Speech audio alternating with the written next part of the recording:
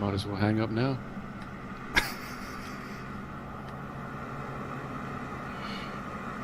I thought I recognized this airfield. I've been flying out of it with air holder recently, so it seems familiar.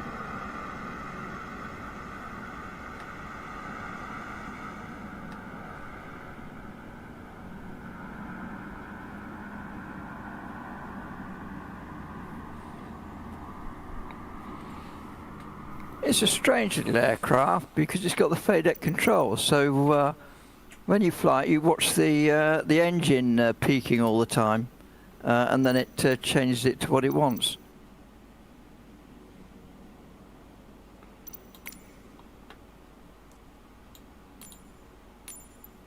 So if the engine flashes at me, I can ignore it, yeah? Yeah, if it goes red, it just takes care of it itself. If you try and control it, you end up underpowered. Ah, that's where I was going wrong then. I was trying to stop the light from coming on. Good evening, everyone. Light switch. Evening. Good evening. Good evening. Evening. I hope I've been Monday away they a sort few out the weeks, AI but I had traffic. no excuse tonight, as we are in France. Thank you for choosing that. Yeah, I haven't been around recently either. Life and work kind of took over. I had an official MSFS excuse. I'm currently working on a new project which is creating an airport. But it's Oh my taking word. time. It was an airport project. It was just a project made in Andorra. Andorra is a very small country between France and Spain. And their industry team has a kind of wish to create a local airport. Andorra is one of the 5 countries in the world which has no airport. But it's just in the middle of the mountains, and they wanted to have 320 and be Boeing 737 going there. And basically you can't. It's in the middle of the mountains. So, but they proposed something which was waived 3 months after by the government. I just tried. You will see it in a few weeks. Interesting landing challenge. Is it a very long runway? Well, they took it the other way around. They look at what was the available space in the middle of the mountain, so they managed to get a 1.8 kilometer long, which is quite good. The issue is the approach. I'm still testing the ILS currently. Of course, the big trick would be to have a 500-meter landing area, and then you go into a tunnel to slow down. Yeah, that's really the approach. You have one chance. You have one chance to land. Otherwise, there is no escape. You just hit the mountain. So. And hope your brakes are good. And your speed brake.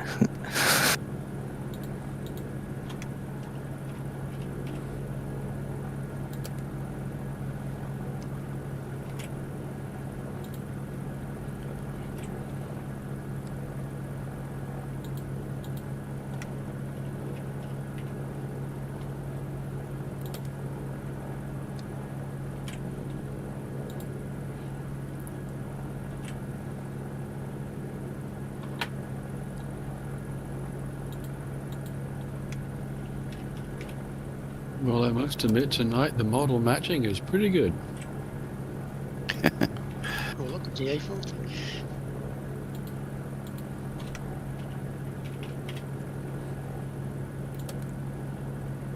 And the CDI button works in this diamond, so that's good.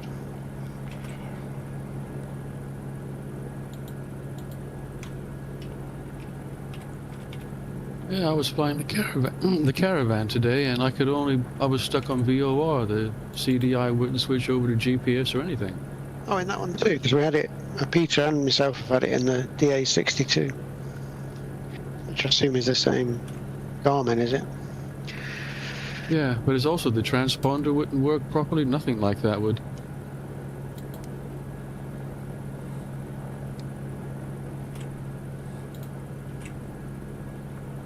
Evening, everyone. Evening, Joe. Evening.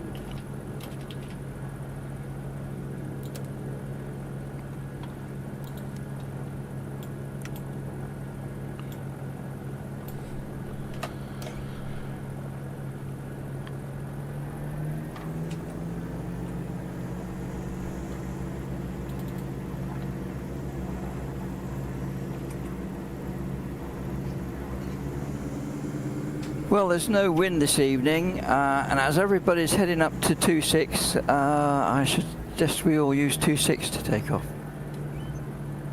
Yeah, I was only here because there was a little bit of wind when I arrived, but it's gone now.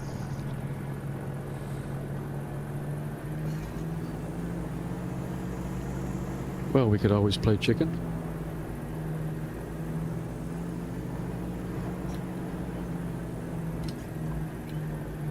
Has anyone been having any problems with slow loading times, be it from the recent update or this weekend? Because my system seems to have come to a halt almost over the last couple of times I've tried to load Flight Sim. It's still loading now. Yeah, I've been having the same problem. Yeah, everyone's had it. No, I've been fine. Yeah, me too. It's always been slow. No, it's not normally this slow though. This is exceptional.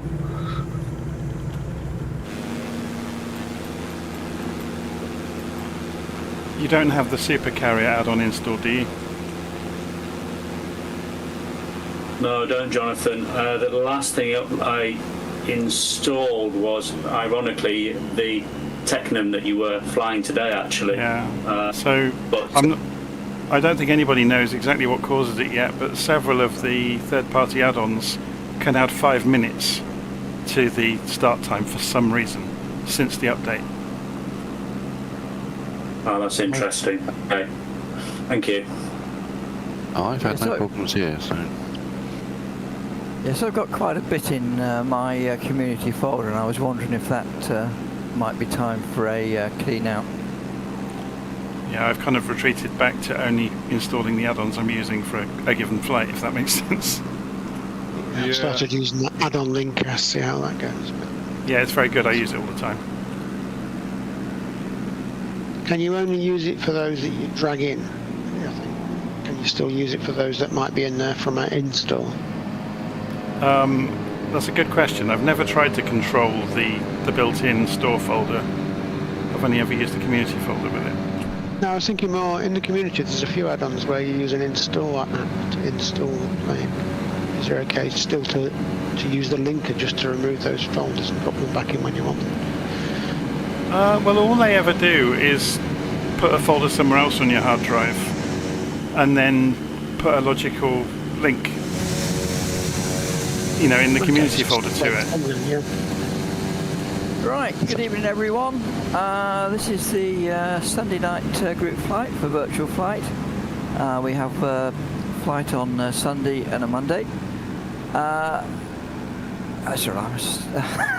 Sorry, I knew what I was going to say and I've just totally forgotten it.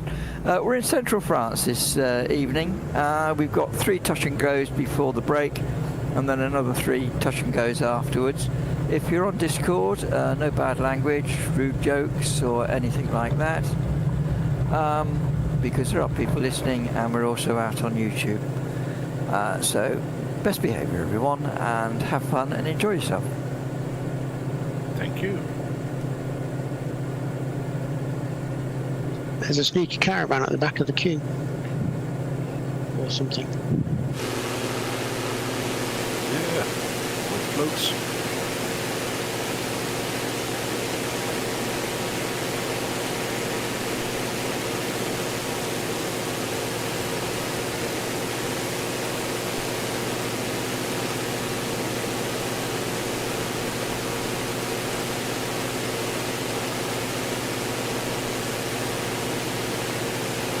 Yep, so if you've not started to make your way to the runway, now's a good time to. I think I might, not quite the last person sitting on the tarmac, but if you are, it's time to head for the runway.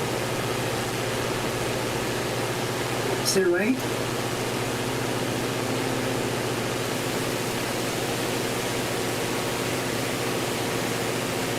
Should we use runway 8? Silhouette.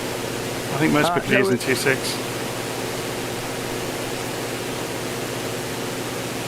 Pardon?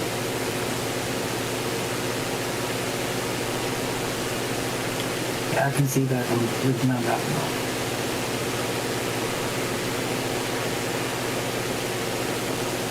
I think now with this one that we've flown all of the trainer aircraft, or at least in the standard flight sim package. I know those of you who've got the other ones have got, I think, the Sirius 22, but that's only, I don't know, is that the deluxe or the Premier package? We've done the 152, yeah. Yeah, we pop back to it every now and again. If anybody's interested, I think most of you will be occupied at... sorry, I'm just looking where I am on the runway. I think I've got myself lost. On Christmas Eve, there is a short 1-hour flight if there's anybody at a loose end or wants to escape the mayhem of Christmas.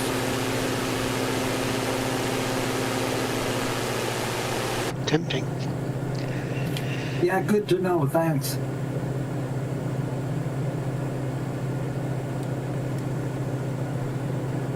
What day was that today again? That's on New Year's Eve, on the 24th. Oh, I'm Christmas Eve, you mean? Christmas Eve. Christmas Eve. Yeah. Down at 08. No wonder I can't see anybody.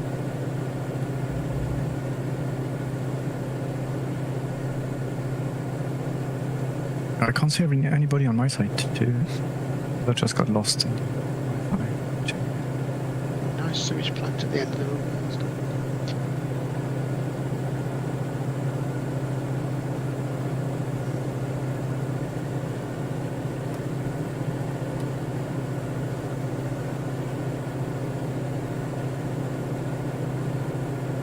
Originally I was planning a much shorter flight until I realised just how fast this little thing could fly.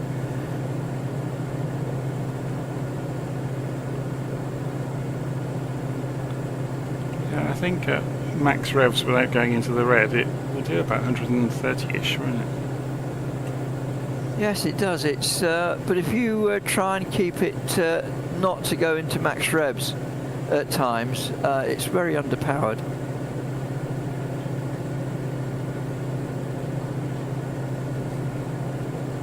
I mean, the DA62 is different. That's quite happy controlling itself, but this one doesn't seem to be able to do it without blipping into the max.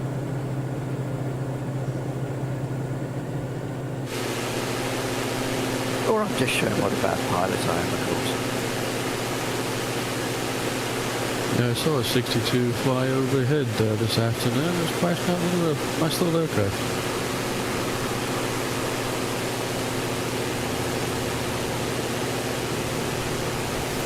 I think it's one of those aircraft that couldn't have been designed without being able to be designed on a computer.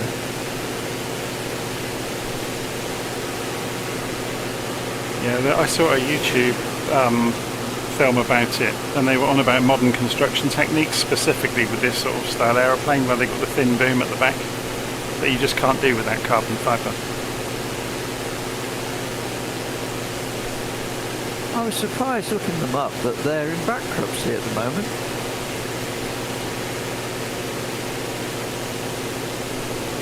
Are you sure that's not Robin? Diamond aren't in any danger. I think it's Robin that you're thinking of. No, it is Diamond, but I don't know what it's called, but in America they've got something that allows them to go into bankruptcy and then reschedule everything without being forced to, the creditors making them sell up. Yeah, informally reorganization. Isn't that Chapter 11? That's it, yeah. Yeah.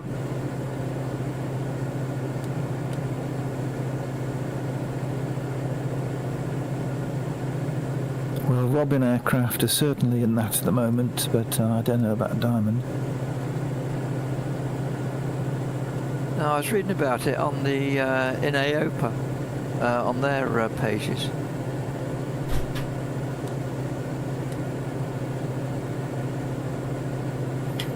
They're into electric now as well, aren't they, Diamond? They're starting up with some electric planes. I know I saw a video on YouTube about their base, and it's amazing their stores capacity. Yeah, can you imagine the length of the flex they'll need on one of those things?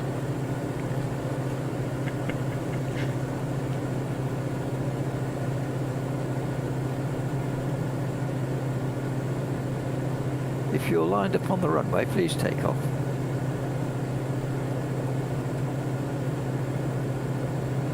Good evening all. Arrived at the party late. Mic check please. Coming through loud and clear.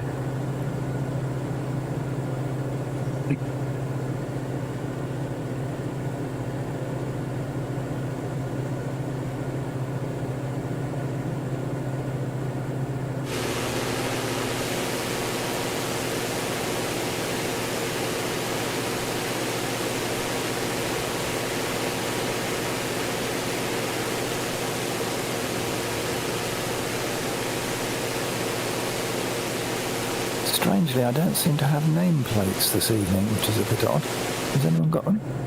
Yep. Yeah, that working loads. fine. Yeah, lots of them. My screens follow them. Mine took a while to come to life, along with visible planes, so it might just take a while.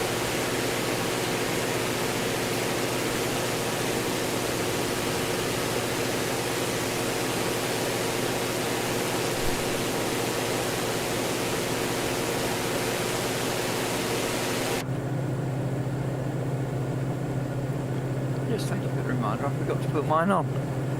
Are we targeting a particular airspeed during the evening?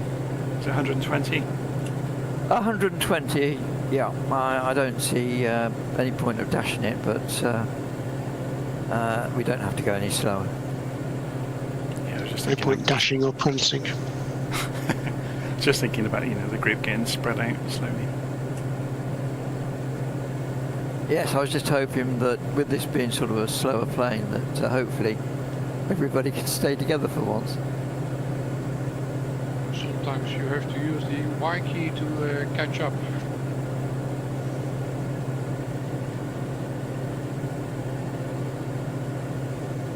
Ah yes, but you can only use the Y key when you're in Hawaii. The joke that keeps on giving.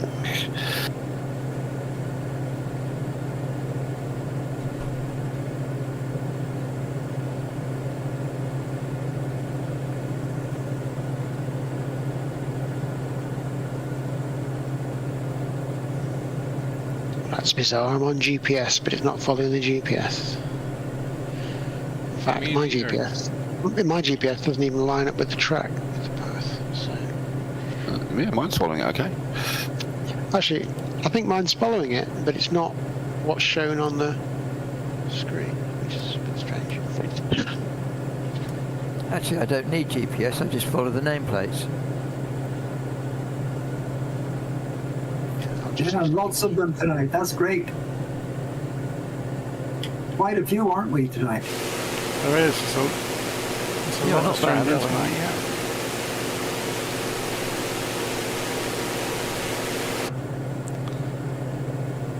yeah. Yeah, so something that's worth doing that we haven't mentioned for a while, I guess, is if you do find yourself ahead of the pack when you get to an airfield, just fly a circuit. And then everybody else will join in and you can watch the flying circus arrive.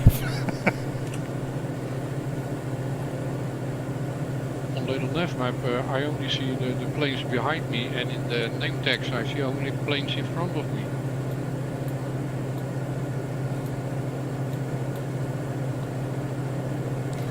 Not everybody's running transmitter.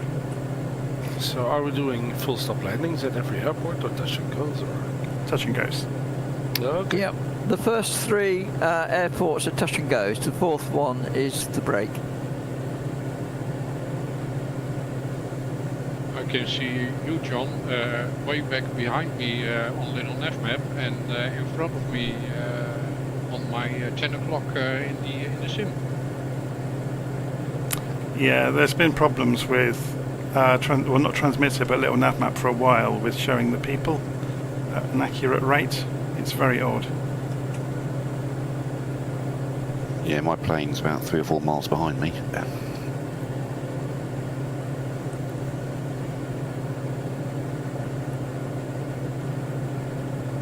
had to reboot on my side some issue with the multiplayer settings. But just for all of you to know, the city we started from, Clermont-Ferrand, is the home city of Michelin, the tire maker. So it's very famous in France because here you have the main museum from Michelin. Everything was made here initially.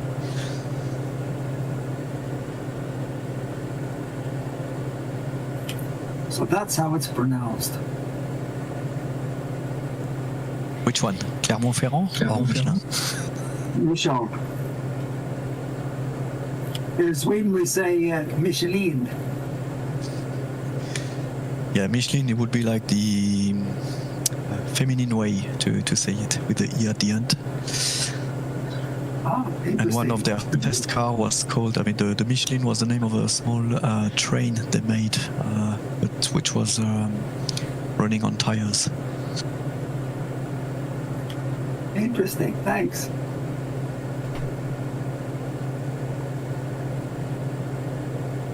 And it's also one of the regions in France when we have the small mountains you have on your right are very old volcanoes, actually, which never went alive since. It's one of it's not the Alps are much more recent mountains, but this region is made from old volcanoes.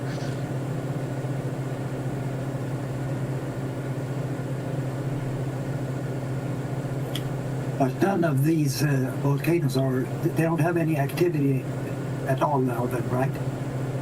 No, they are close. Some of them are used as ski resorts, so hopefully they are not alive anymore.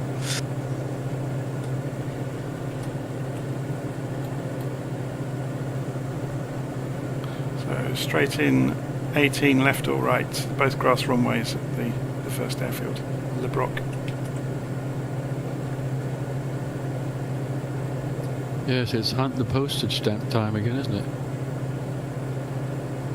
A green postage stamp on a green field.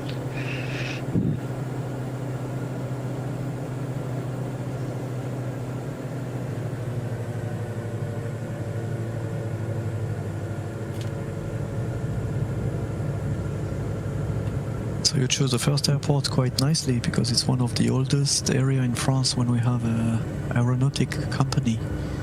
Today it's called Rex Composites. It was Histoire Aviation, and here basically in Le Broc we have a trace of a company making blades for the very first aircraft more than a century ago. It was founded in 1910 here in Le Broc.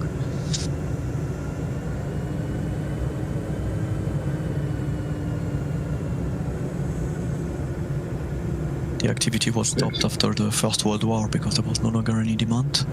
But the company here specialized a few years after in composite material, and the very first ultralight aircraft made of composite material, the first one to be certified by the airworthiness authority, was made here. Certification was in 1999. It's a very small company, but they are quite good suppliers for composite materials. What make was that? What aircraft was it? I believe the name is APM. It's the name of the founder, Philippe Moineau. But the company behind was named Histoire Aviation. But they are now part of a bigger group, Rex, which is more oriented to composite. So they are still making some airframes with those very light aircrafts. It's mostly used for a few aircraft flying schools in France. And then mostly they're also known for making small monuments for the aircraft, like the small cabinets and things you can find, or the galleys you can find in the larger aircraft. It's really made up their key knowledge is based on the composite material.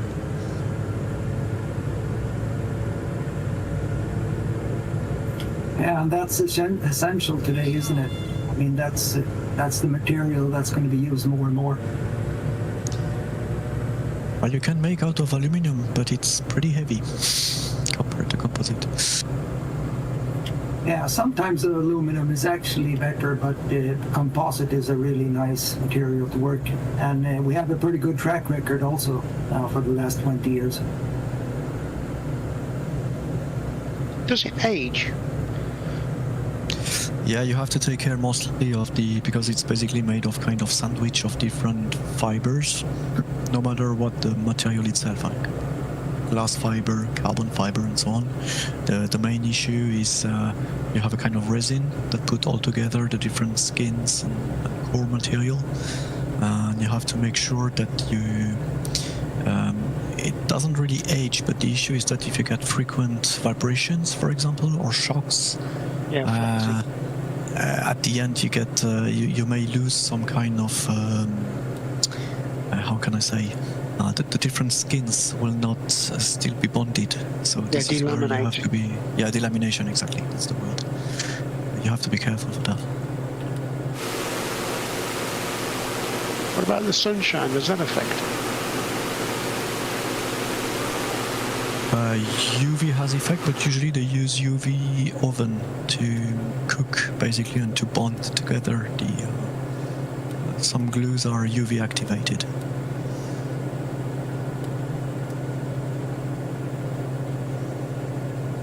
But today I like the modern jets, like the 787 or the A350. They are made with a fuselage made of composite materials. It's no longer made of metal.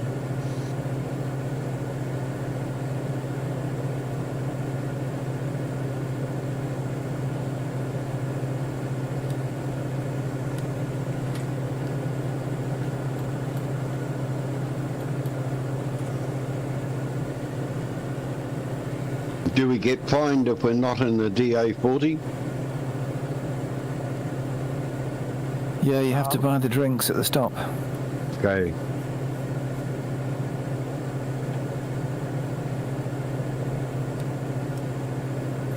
That will be an expensive choice tonight, Ellis. It's all right, I'm safe. Sounds good. I can see somebody's in a Kodiak and 172. What's the BW6T? Yes, sir. 42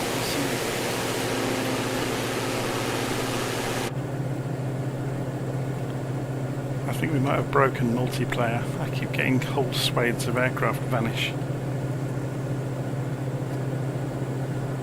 In the name tags in the sky, you mean? Yeah, completely out of the simulator. You know, like 20 or 30 of them disappeared a few minutes ago. Yeah. Should get a paid version of MSFS. I'll just stick to 110 knots because I know I was a little way ahead, so we'll see what happens.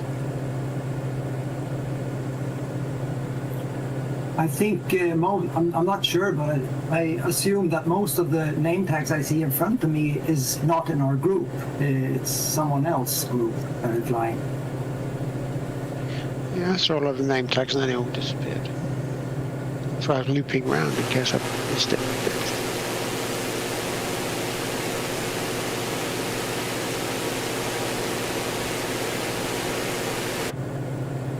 No, by and large they're in the DA40. Yeah, I think pretty much everyone is in our group. Yeah, I can see that now. You're right, guys. I was wrong. Just that on LittleNavMap, I have everyone behind me. So it seems that in LittleNavMap, me and Mr. Mustfly are the leaders, but looking at the name tags in front of me, I saw many names I didn't recognize, but now I see it. Thanks.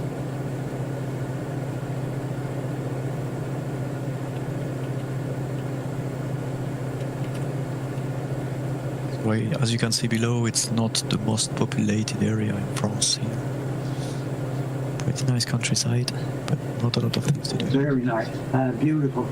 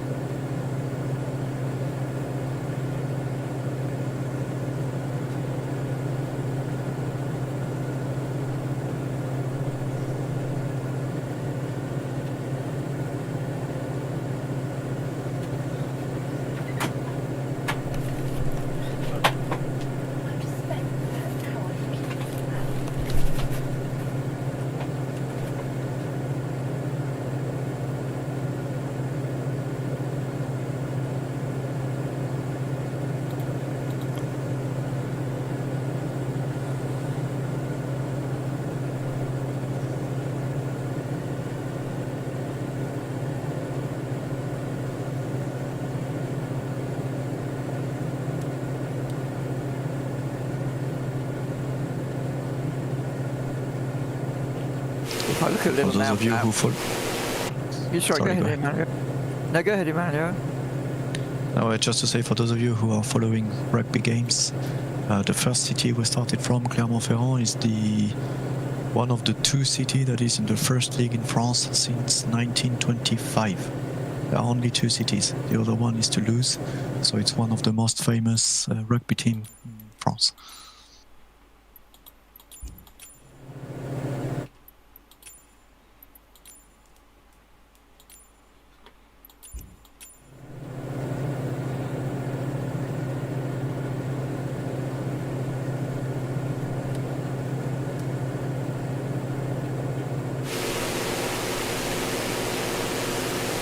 LittleNavMap is quite fun. According to LittleNavMap, I'm virtually ahead of everybody, and except I know I can't because I can see everybody in front of me. Yeah, everybody's way off in the distance ahead of me. I was circling the airport thinking I was waiting for people, but they'd already gone.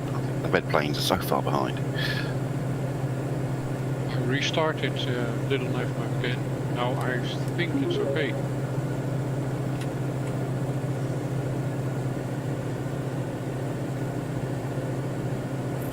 Okay, I'll try the same. Right, next field, it's a hard runway, and it's 20, the runway, according to LittleNavMap.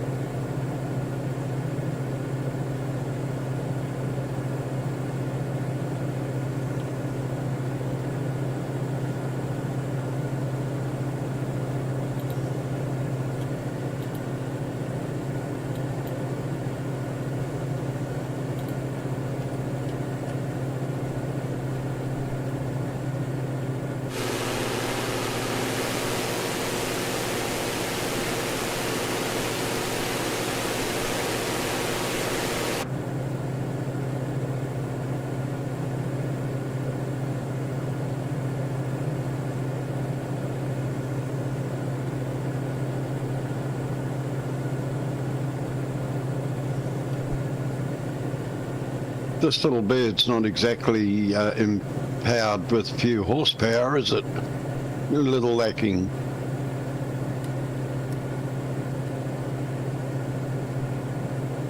Typical modern light aircraft.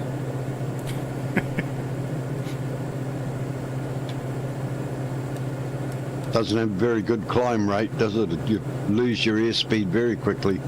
You try to climb too fast.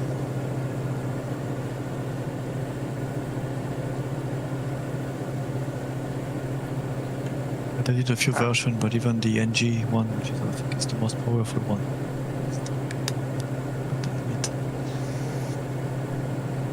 I was going to say the Caravan is smaller to Chihuahuas.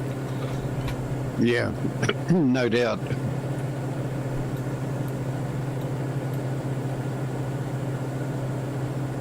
I've been flying it for a while, Peter. I've been flying all sorts lately. You've been flying the RG, haven't you? The Cessna. Yeah, I've been flying that a bit. I've gone back and done a bit of twin engine stuff. I still like that King Air, I fly that a lot. And I love that bird.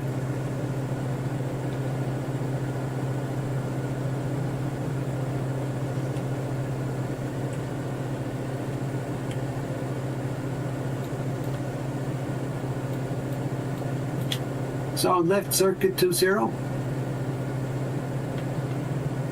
Yeah, okay.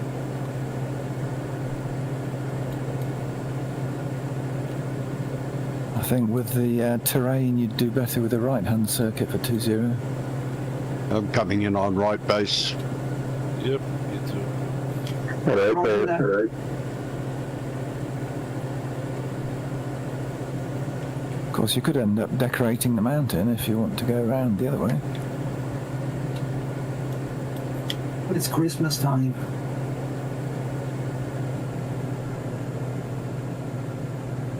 Well, you have two coloured lights on the plane. Yeah. And there's plenty of us.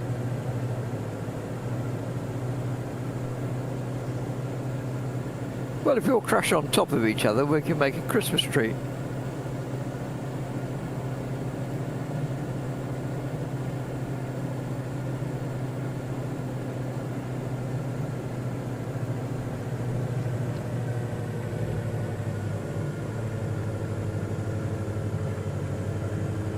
if you are stuck there while your aircraft is broken, you can still enjoy and taste one of the oldest cheese we have in France. Fourme d'Ambert is coming from here.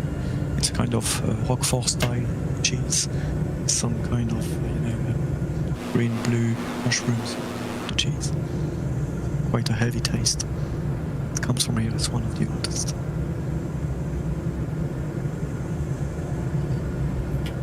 Sounds great.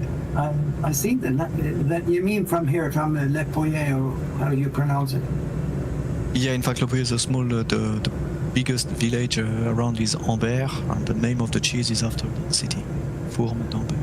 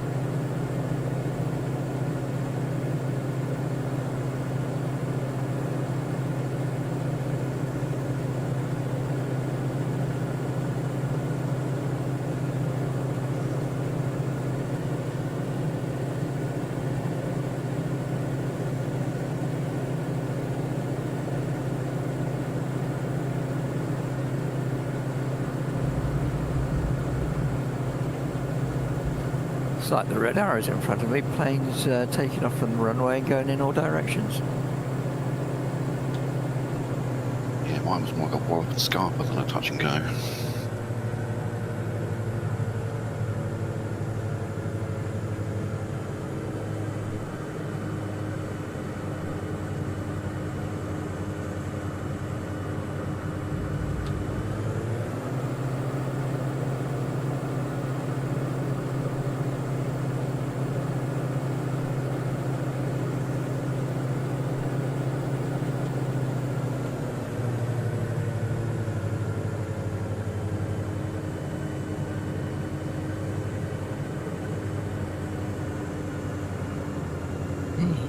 My sim decided it has had enough. How about that?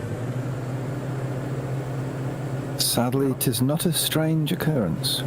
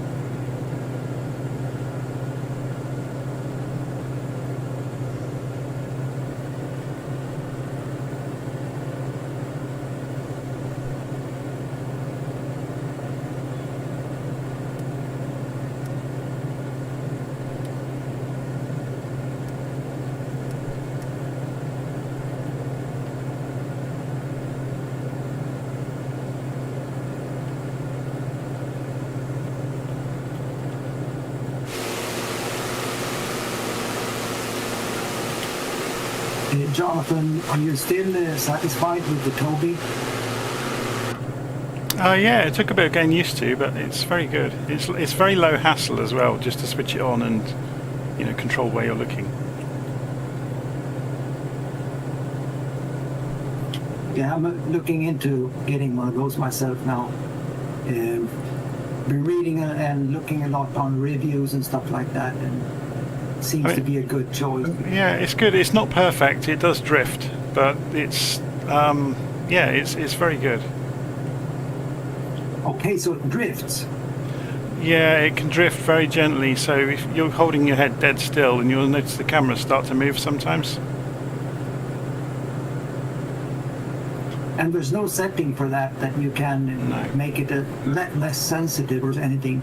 Yes, you can. You can control how much your movement of your head translates into the simulator. So by tipping my head kind of 30, 40 degrees, I'm actually going 180 degrees, if that makes sense. Yeah, exactly. Yeah. But that's all configurable. Because I've been using OpenTrack until now, and in daytime it works really good. At night I have to have some extra lights on sometime to get it stable, so to say, because partly because it drifts. Yeah, the Tobii is very, very good in all light levels. Is Track IR more stable in that sense? That's a good question. I've not actually used the Track IR, so somebody with one could comment. Okay. Yeah.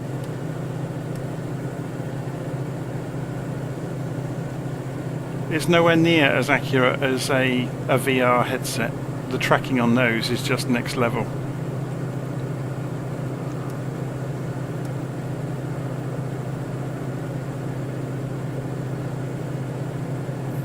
Yeah, I tried out the Revert G2. I don't know if it is for me, but we'll see. I'm going to try a little bit more. Yeah, I've got one of the VR headset makers has messaged me just recently asking if I'd be interested. But my problem that I always say to them is if I'm going to be sharing content, there's no point with VR because an external viewer can't see what I'm seeing. Or not in the manner that I'm seeing it, if that makes sense. Yeah, you and can barely also give feedback on comfort or easy it is to operate and so on. From a pure visual perspective or clarity, it's pretty difficult to give an idea. Yeah, because even if you had somebody able to share your view, if you turn your head round, that's going to mess their ears up massively. Getting a bit hazy over here. It is, I'm just seeing that coming. Yes, Big fog bank. Yeah, we're going on the there. valley.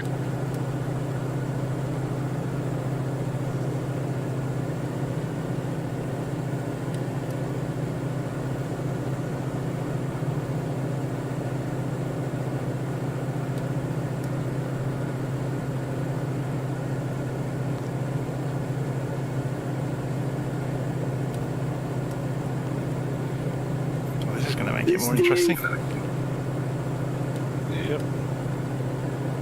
It's a grass airstrip, so.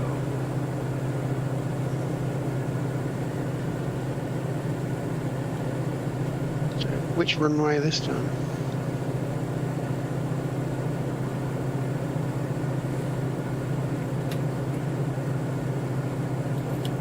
Three, four.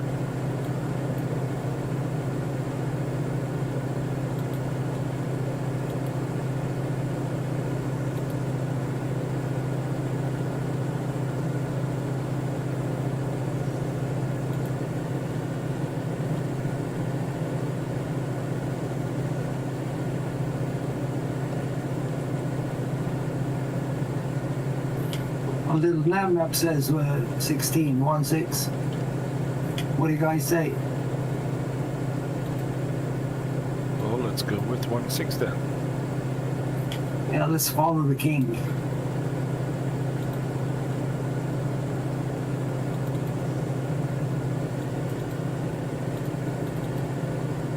Where does it say that then? If I hover over the runway, hover over the airfield, it doesn't say that. I can't see where I'm seeing that. If you click on the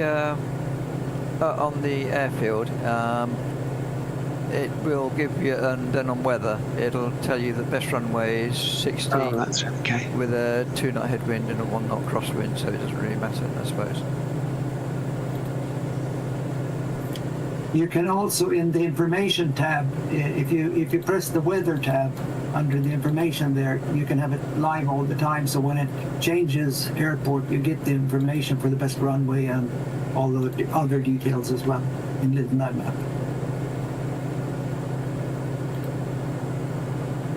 I know we always say it, but it is amazing how the sim can do this ground mist. Yeah, I agree there. It's beautiful.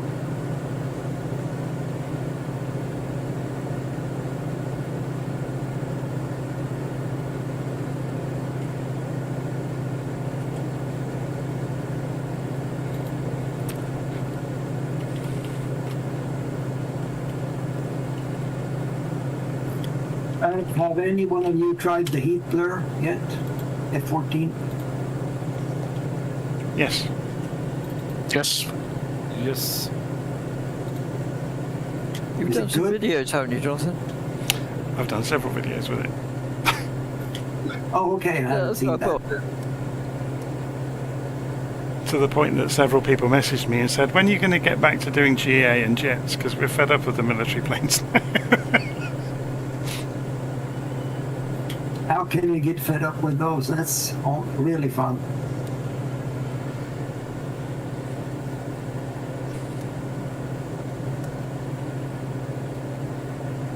I heard that the details and finish of that aircraft was immaculate. Almost like the DCS version, right? It's the same creator, isn't it? Yeah, it's the same 3D model. The avionics aren't there though, which is a real shame. Yeah, but maybe that's because of MSF, isn't it? I don't know. It's just that if you want to use autopilot or anything like that, or even just the guidance, it's been massively simplified.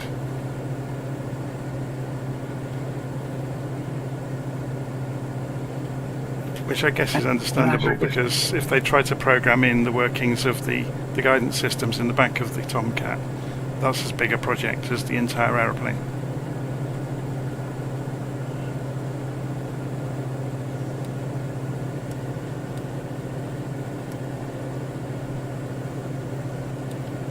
There's various hacks you can put into it to put information into the world map screen, and then you get waypoints that show up in the co-pilot controls. In the co-pilot, not in the pilot controls. To arrange your waypoint and where you're flying to, unless you're just using heading mode, you have to go to the co-pilot and then click on his radar screen, and you see a shortcut menu to get him to control the aeroplane to get set altitude targets and things like that.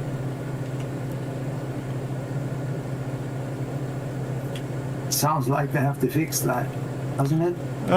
It's just the F-14's a difficult aeroplane. That's why there's two people in it. So if they try and do it realistically, everybody would hate it.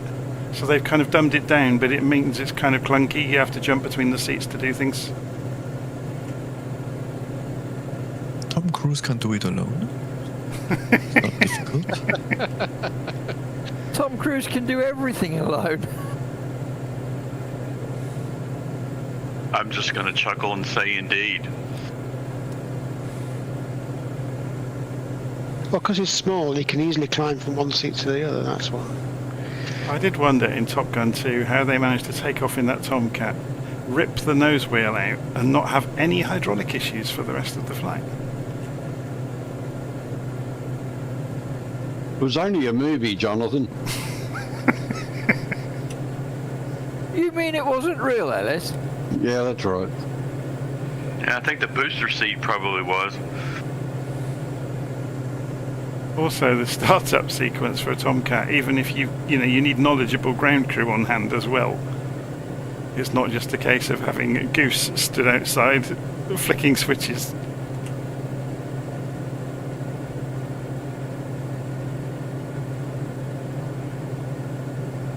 I think that's half the reason they retired the Tomcats. They were complicated to work on. They were expensive to maintain. It kind of the ledger book retired it for itself.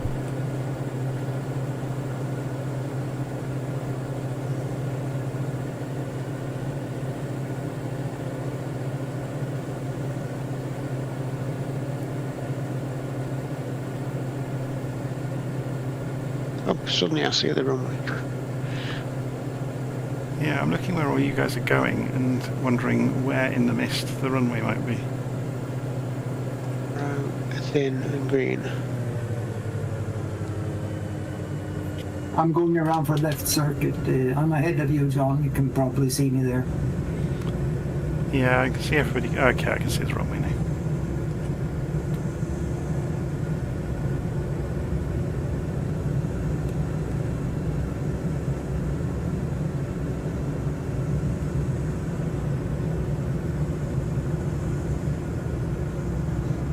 This village is the source of one of the most famous French sparkling water, Badois. We have Perrier, which is not from that region. Badois is another very famous one. It's coming exactly from that village.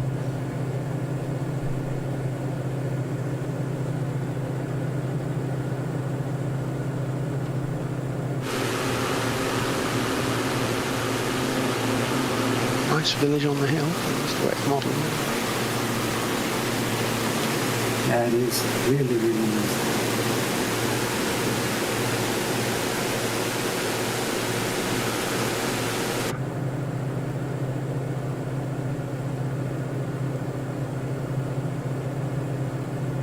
Somebody's just gone in.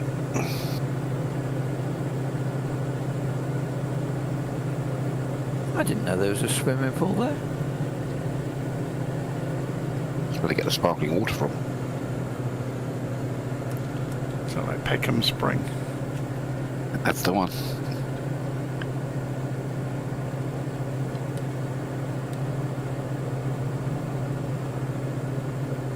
This is actually the first time I've flown without the nameplates, and it's actually quite fun seeing all the planes buzzing around like flies. It's amazing.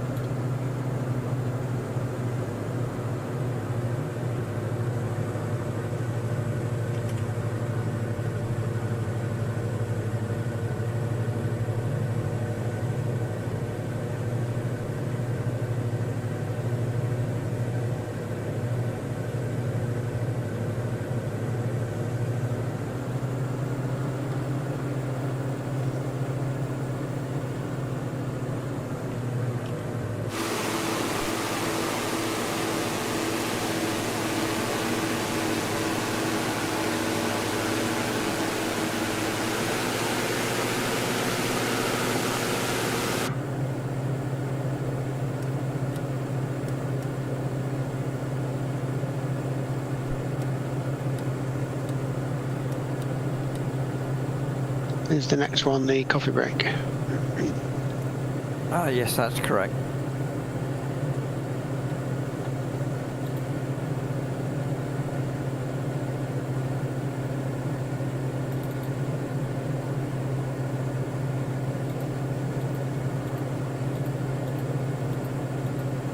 With that mist, talk about seeing it at the runway at the very last minute.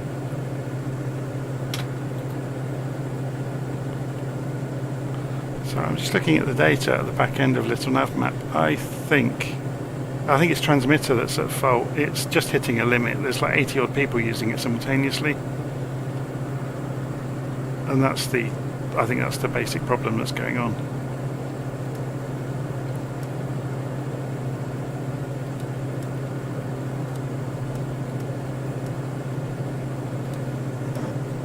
Has anyone got an opinion on these SR22 since it was updated in the last sim update? I had a go in it. Yeah, really Tested it a few for the new airport, and the only big issue I see, there is no synchronization between the position of the power lever and the noise. For example, when on my side, when I reduce the power lever, the engine noise is still steady, it doesn't go down. It's pretty strange. They missed something. Overall, the aircraft is quite nice, but there is really an issue with the noise. It's not synchronized at all. if you like. Do you mean it's not desynchronized at all? Because it is an electronic governor in that one that keeps the speed up. I'm just wondering. Yeah, but if you, keeps or the maybe it's speed my at settings. It's when you go to 0. I mean, it's supposed to cut off completely the engine, and you still hear the buzzing noise. The noise is steady, but you can still see the speed going down. So it looks there is maybe a mix. I don't recall it was like that. So we need to do a bit of troubleshooting. There's been a few aeroplanes that have come out recently that have all got the same problem as well with the physics, where as they switch between the ground physics and being in the air, there's like a too sharp of a cutoff between the two. So you'll get suddenly, you've got the air physics happening while the tyres are still on the ground, and it will look like you are skidding alarmingly on the runway.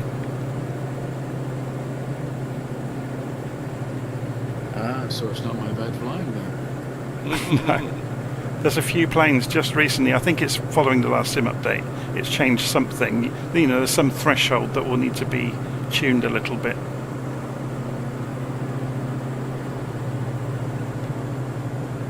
It's almost like it thinks the plane is flying while it hasn't left the ground yet.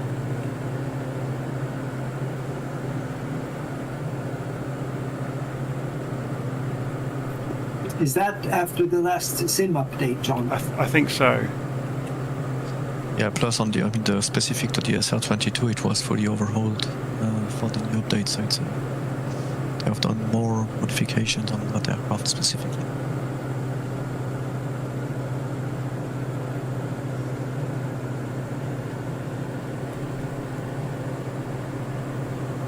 I also felt it very light. Well, it's the case, the light aircraft, but especially in the mountains, as soon as you have some gusts or wind, it really goes left, right. It's so again, maybe some threshold things are.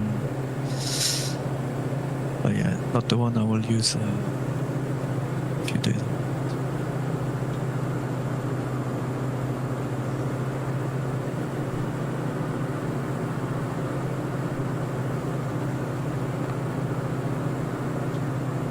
Looks like we're all formatting to fly like geese.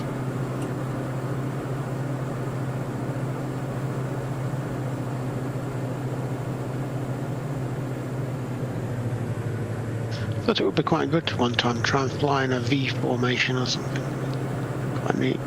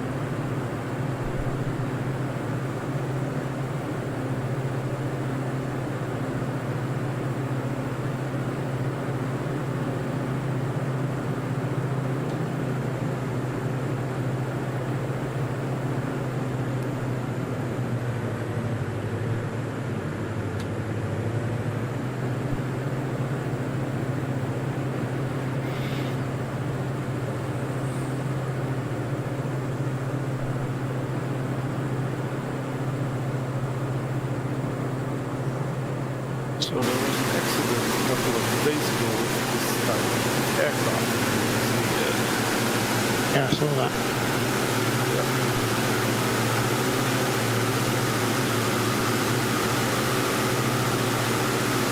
Is that the one where both ECUs? Yeah.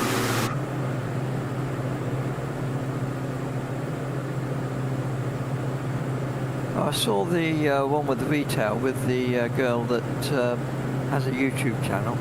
Oh yeah. Yeah, she died in that accident. She was in the plane with her father, I thought. Yes, yeah. Yeah, something to do with the autopilot misbehaving. She hadn't tested the autopilot, I don't think, and she wasn't familiar with it.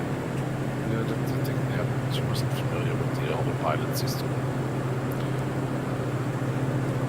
To be honest, those channels where these expert pilots basically benefit from things that have happened to other people are starting to get on my nerves a bit, because they just prey on them, and then it's like all of it is hindsight. And of course, all of us are geniuses with hindsight.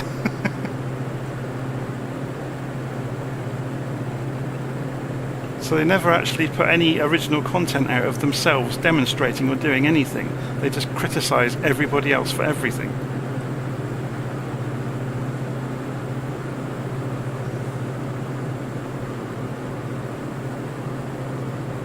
Yeah, I guess it's under the guise of could you learn from it, but I don't know. It's difficult to do. Yeah. But it's a lot of good information coming out. There. I mean, they're also. I think that a lot of it can actually be preventing stuff, because it's been so many accidents now in the last year, especially in the U.S. And many of them have been avoidable if you flew the aircraft the correct way and follow the procedures and so on. So I mean, the information is also quite valuable, I think. Yeah. Yeah, and I'm not an expert, but I think this Blanco Lirio guy knows pretty much about it, I think. He does. He's very good. Yeah, he's very good. And also this one, what is his name? Dan Grider or Dan Ryder or something like that, I think. I think it's another big one.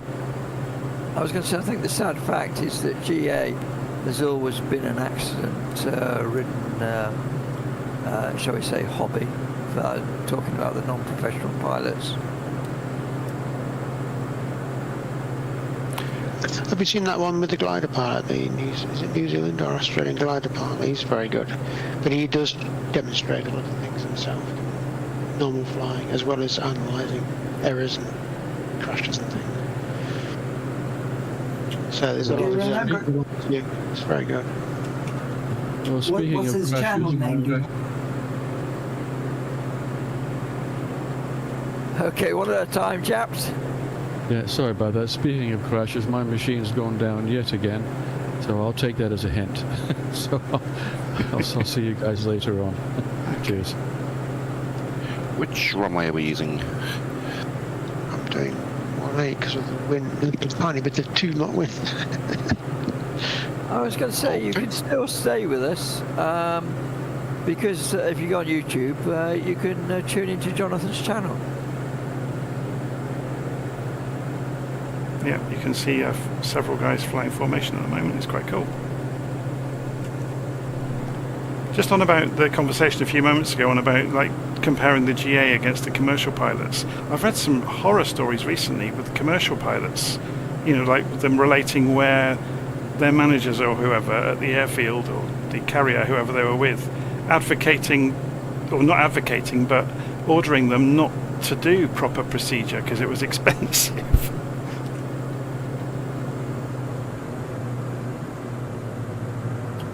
Yeah, that's exactly how it is. And it's terrible. And it's gotten worse the last, I would say, 20 years maybe. It's just getting worse all the time in the business.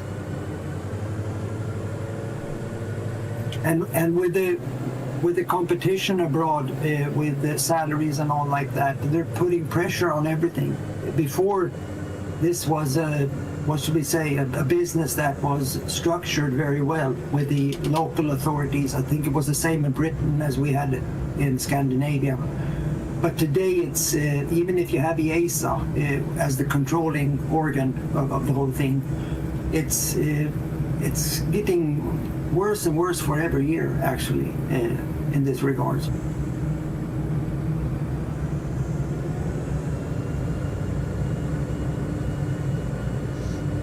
fantastically. Looking at the statistics, yeah, GA is general aviation. It's just crazy in terms of incidents and accidents. Nothing to compare with commercial larger aircraft. Every day you get something. It's really crazy.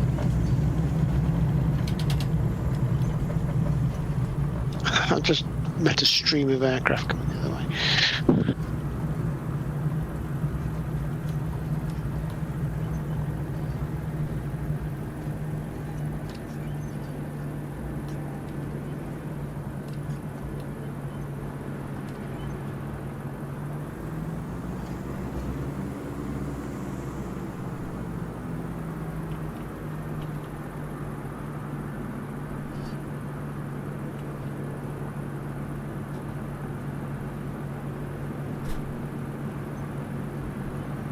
Runway 18. For about half of us, yep.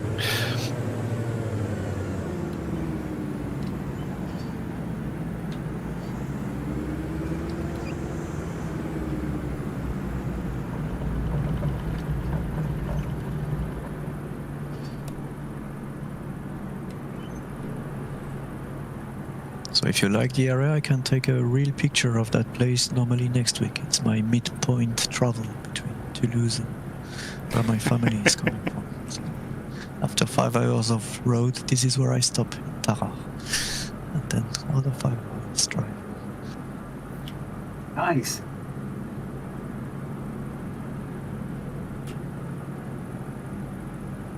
Right, it's a beautiful place, but there is nothing else. Huh? It's a really kind of remote thing. The next big city here is Lyon, which is one of the largest in France. This is really a small place.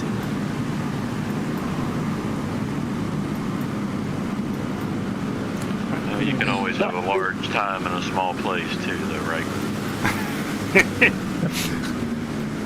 I'm going to grab a coffee. Nothing to lose. That's me, guys, tonight. Is there a flight tomorrow? Yes, there is. Thank you. Good night. Good night. Oh, I must remember my transfer pump.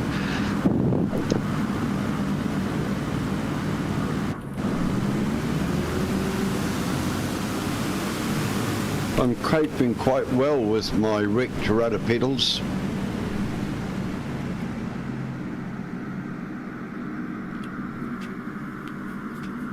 Have you managed to do a repair of some sort on them?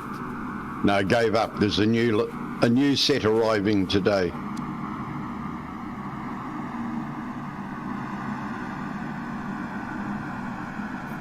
What did you get, Alice? Thrustmaster. Is that what you had, or what you have now as well?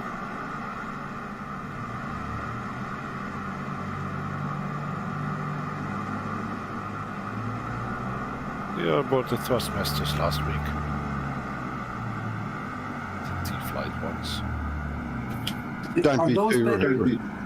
Don't be too rough with them, that's all. Yeah, I had the Logitech rudder pedals, but they broke, so well.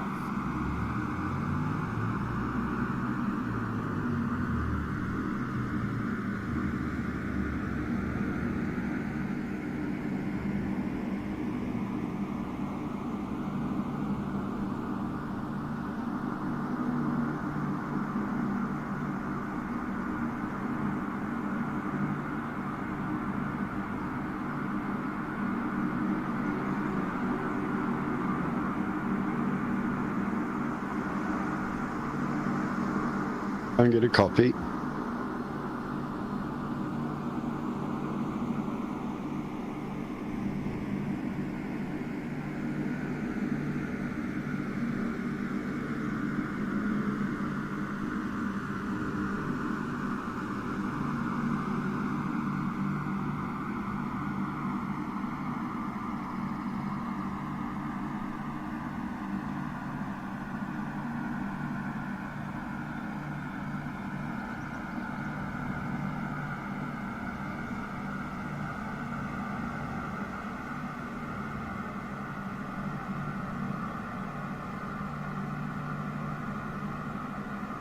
It looks like a mass flying club rally on the ground.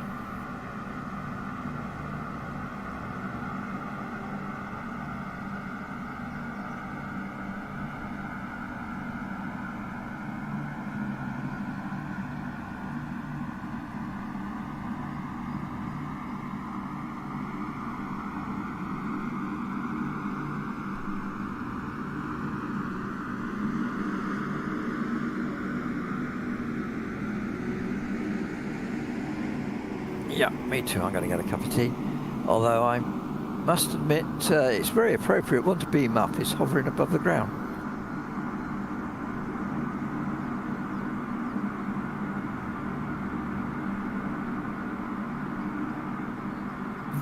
Yeah. 10 minutes, right?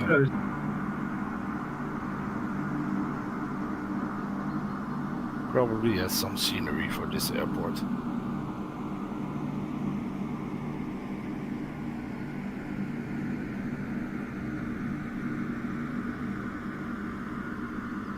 It's pretty remote, but maybe someone did it just to go back a bit.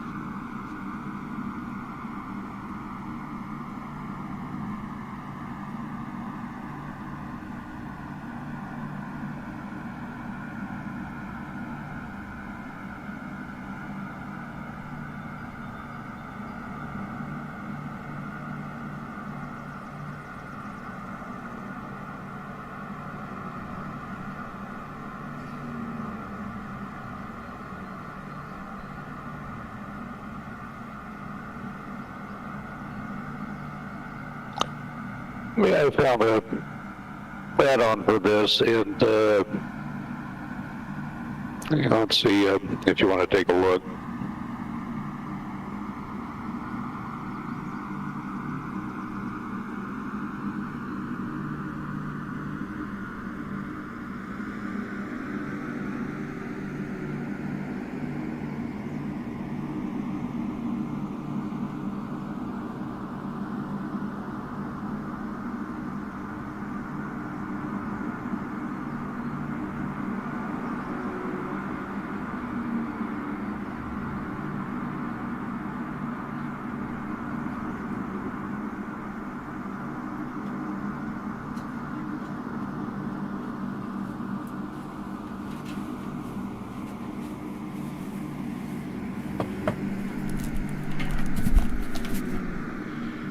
Right, I'm back.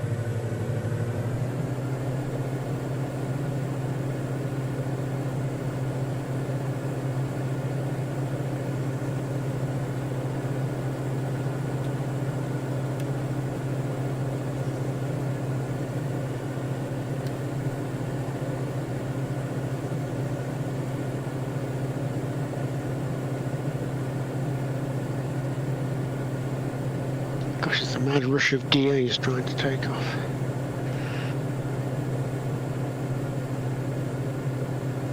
So, who's remembered to turn the fuel transfer pumps on? Because I didn't. I got a rude reminder. Yeah, I did, but I forgot to turn it off. I've already done it twice.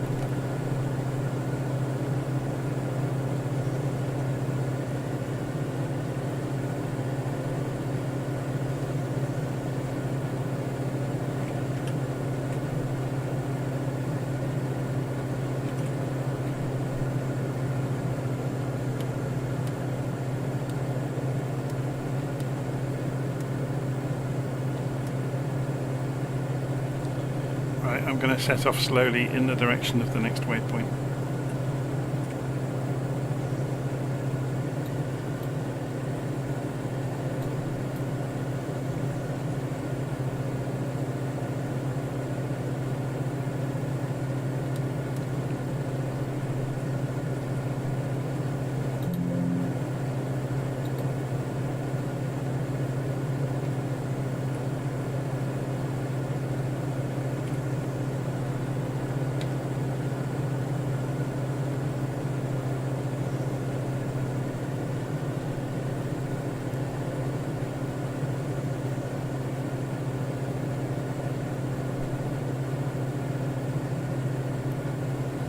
I've spent the last couple of days flying the SF-260, which of course you fly from the right-hand seat, so it feels very weird sitting in the left-hand seat now. Yes. That's the Grob is like that, isn't it? Yeah, because it was an RAF trainer, same as the Bulldog.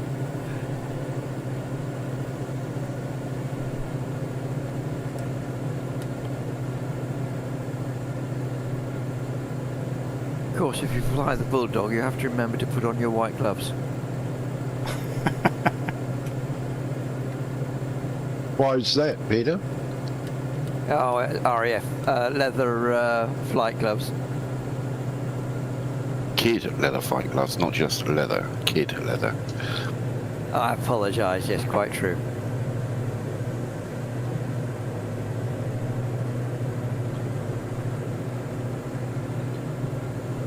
This mist is getting worse.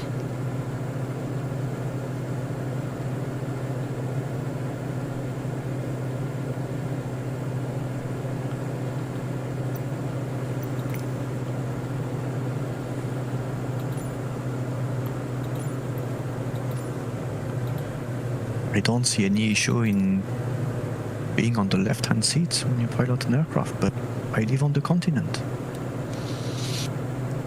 Well, you've got to remember you drive on the wrong side of the road.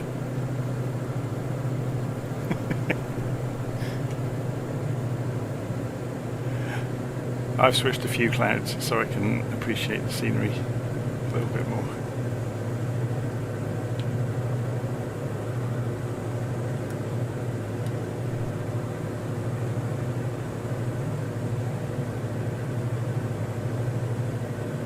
What was that about bad jokes?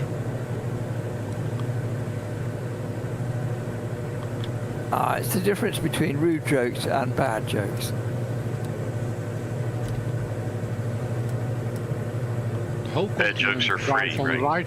the right side, and only the islands drive on the wrong side.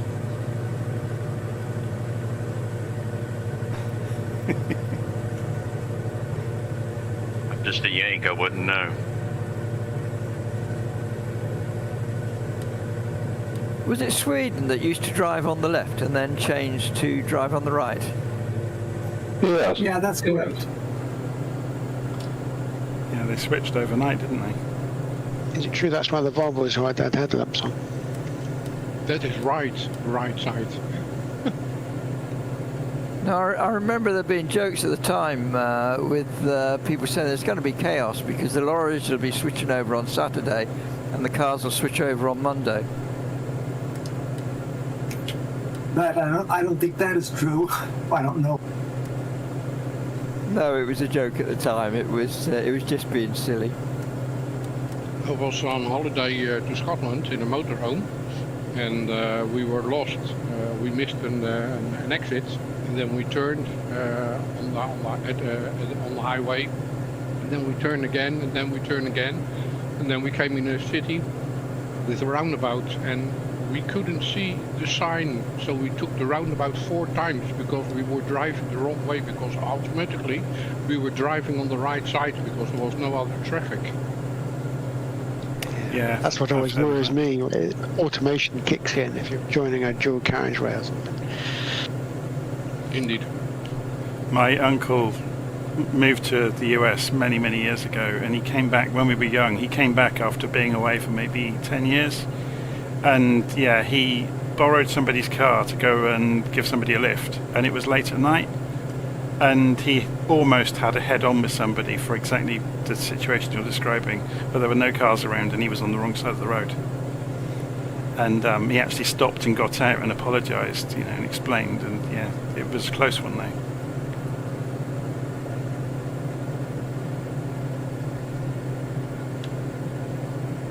It's close to Gatwick. You have an interesting roundabout. Like I think it's in Swindon. You have the biggest one. Like babies roundabout around a big father roundabout. Everybody calls it the magic roundabout. Yeah, the magic roundabout. If you come at night and you're not familiar, you don't know where to go. Well, if there's no one around, you can just straight line it. Yeah, correct.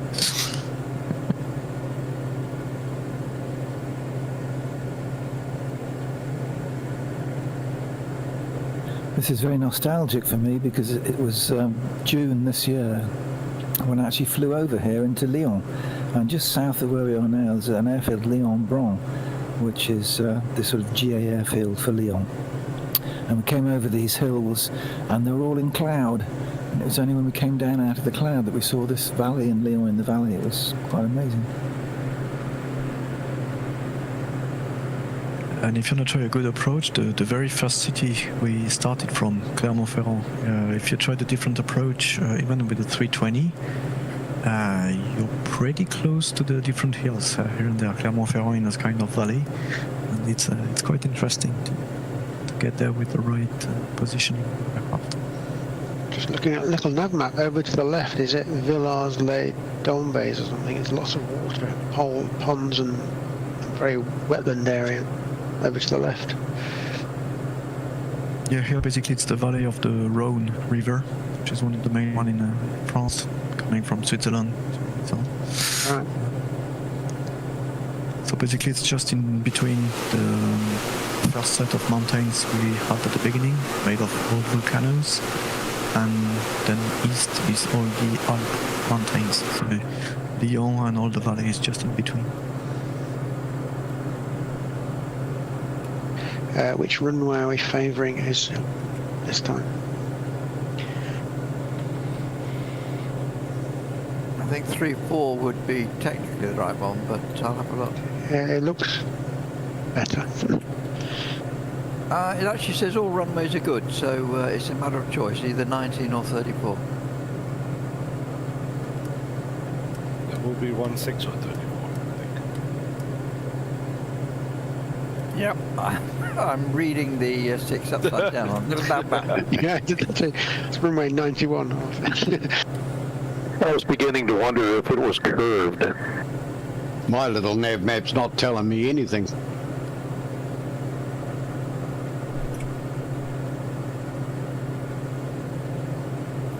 No, just says there, not too long.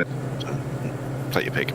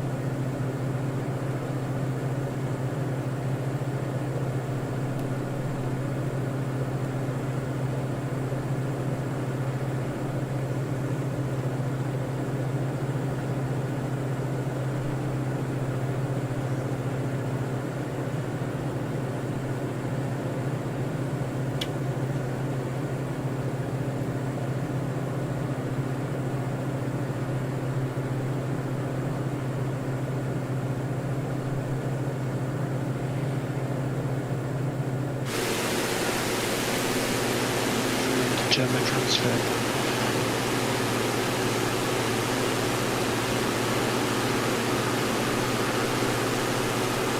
Yeah, it's a very strange design, that, isn't it?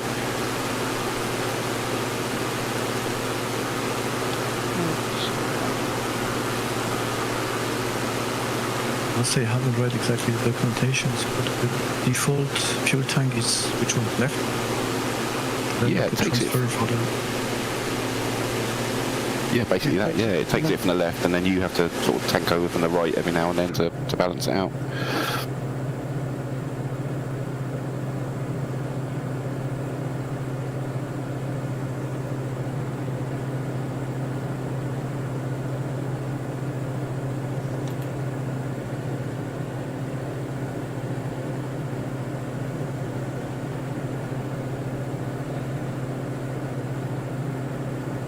For those of you that like to fly the DC-3 and the DC-6, and I think it's the Beach 18, there's a book on Amazon. I think you can get either as hardback, as paperback, or as on Kindle, called Corrosion Corner, and it's about a chap who flying out of Miami, those aircraft as a professional pilot. And it's quite interesting, but if you like flying those aircraft, you can hear lots of different routes that you could fly out there in the Caribbean. Have to write that one down. Corrosion Corner. Yeah, I'll find out the guy's name. Actually, we've got a channel in the server, haven't we, in resources for books. I'll drop a link in there.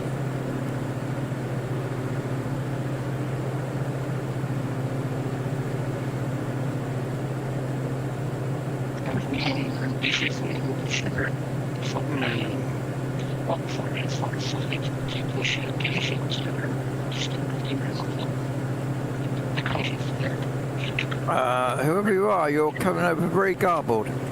It's Frank. I think his microphone has started to silon. Wait, sorry, I tried the other headphone. That's better. It's working now. It's the first time I've heard Cylon used as a verb. I heard it on several years ago. Podcasts used to get this problem. I think there was a common chip that was used in a lot of the headsets and microphones. And after they'd been on air for like half an hour or so, suddenly their voices would turn robotic, and it was a known hardware issue that was very, very common.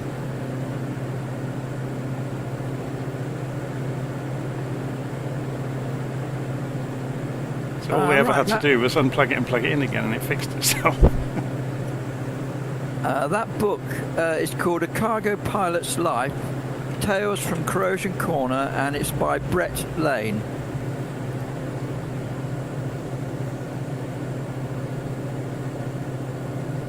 Ended up his career flying 747s. Just realised I completely missed the airfield. I nearly did too, Jonathan. Just did a steep bank turn and come back in like a missile. Can you hear me now? You're very quietly. We can hear you. Quality good, signal weak.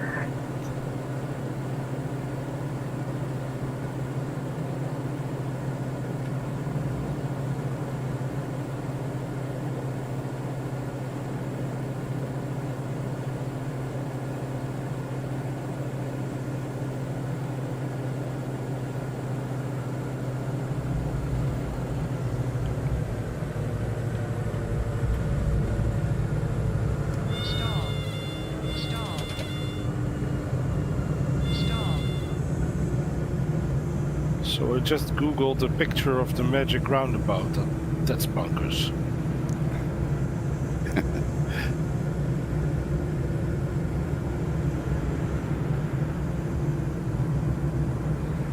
Bizarrely, it looks worse from overhead than it is when you're driving through it. When you're in it, it actually makes sense. It's quite straightforward. As long as you close your eyes. You don't see the end when you drive. It's easy.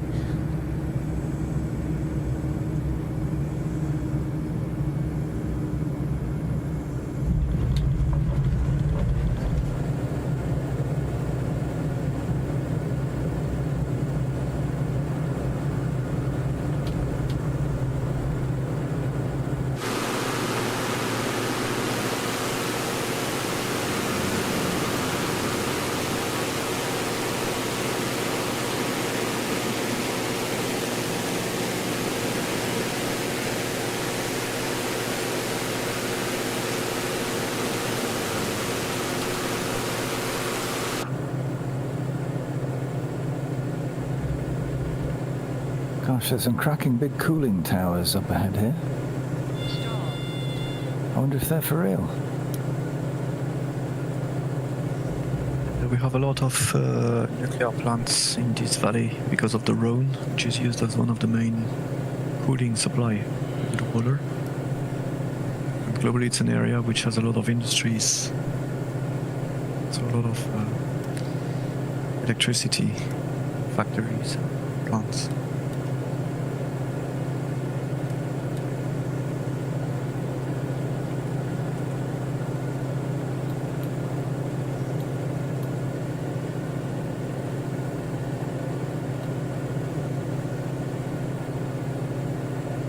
Well, these cooling towers are very well modelled.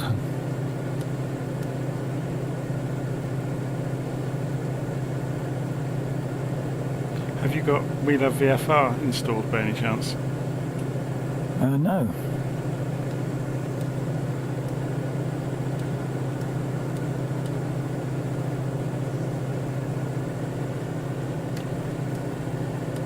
Yeah, there's a lot of pylons here as well. Pylons or Cylons? Yeah, the cooling towers have even got red flashing lights on mine. You're very quiet. Yeah, boys, very for quiet.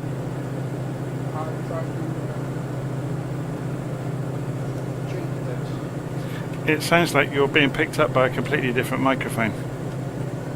That's right, I've got a new headset on. Is it better?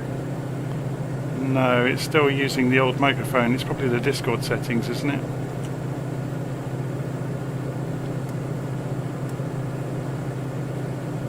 This one?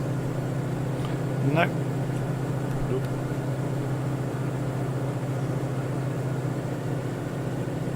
Maybe this one? No.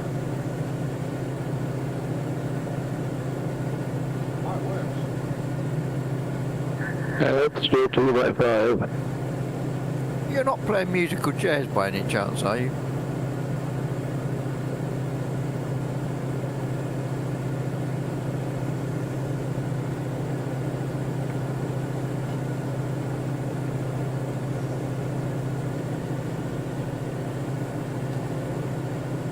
Well, this next one's so tempting just to go straight in on 3 because it's straight in.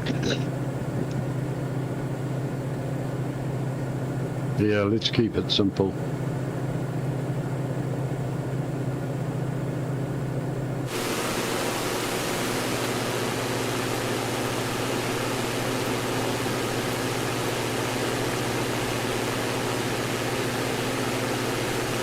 Testing, is this better? Much better. That's better. Yeah, about 3.5, 4x5.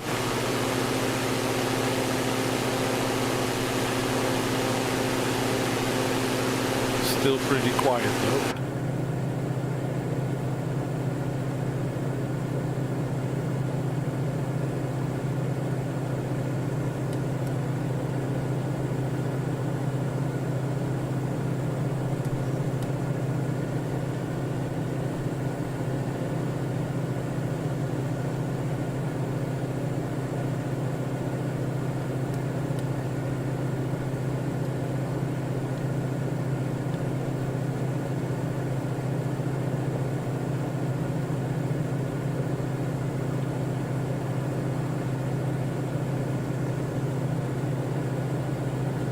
Looks like they are growing radioactive green peas there. It's fluorescent green on the fields.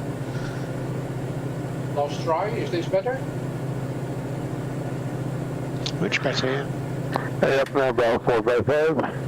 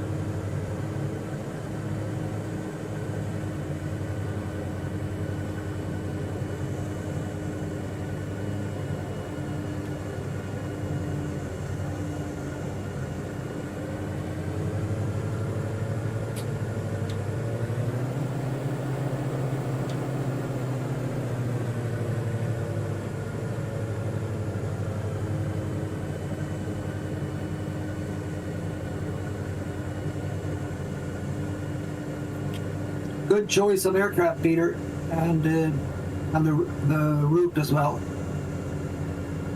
Yeah, well, I think it's the last of the trainers in the basic sim. Now, I don't think there are any others. It's a good one. Unless we want to fly the cap, the tail dragger. No, I'm not. It's not a trainer. It's fun to fly. Landing is a bit different, but as long as you fly, it's okay. I think you're being very diplomatic there, Emmanuel. It's a French aircraft, I can.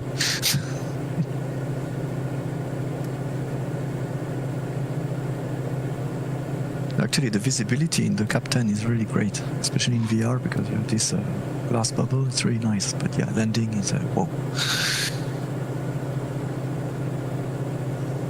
Interesting.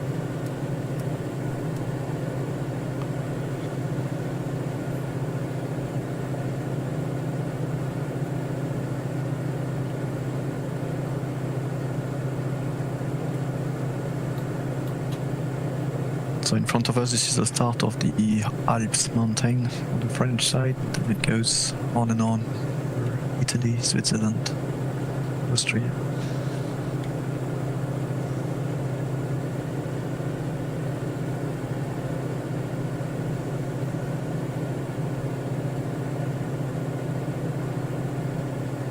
I like flying the sim in France. I find that the scenery is very good.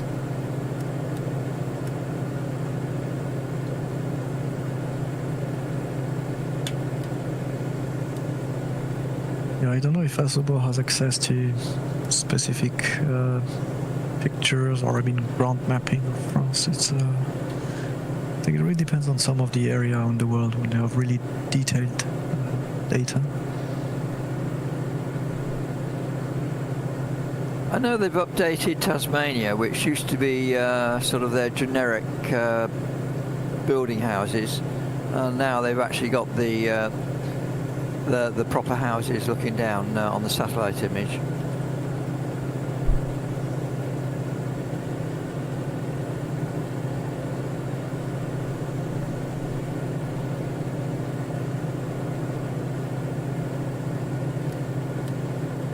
Like in New Zealand, the advantage we have quite a good variation of landscapes and things. It's interesting. Depending on the area, yeah, it's well detailed, or in some other, we still get some generic house and things. Generally speaking, I find the scenery down here in New Zealand is actually very well represented.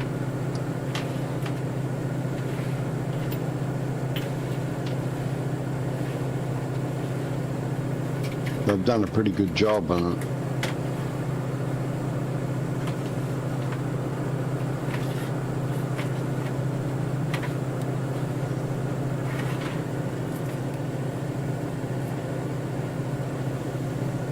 We just need to get the satellite to come over and take another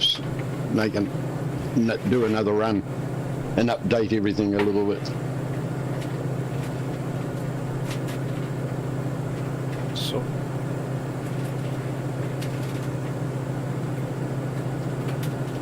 get 4,000 fighters float up mountains in the back of the Alps, really nice.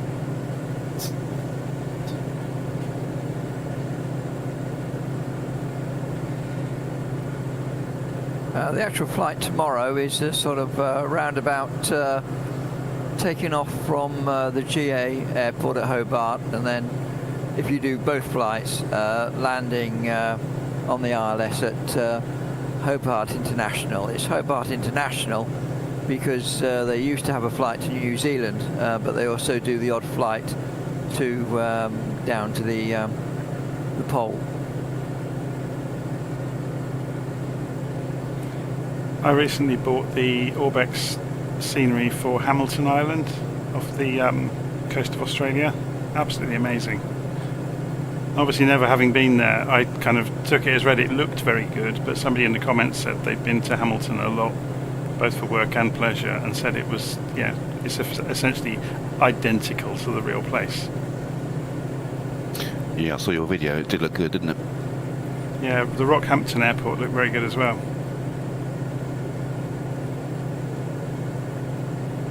Is that the one you did in the E-Jet? Yep. Somewhere I need to go back to as well is the little airfield where they train pilots over near Adelaide. I got the scenery for that. That's very good too. Parafield, I think it's called.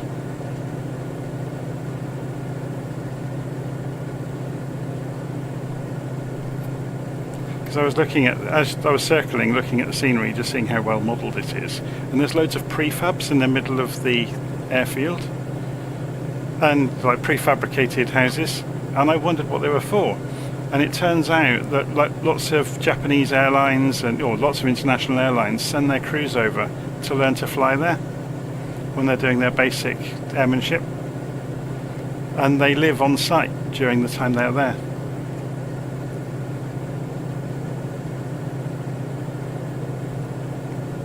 I was wondering what they were when you were flying around them. I thought that maybe it's there like were a whole small housing industrial complex. units. Yeah, it's all prefabricated homes that the student pilots get to live in. Obviously funded by, the big airlines.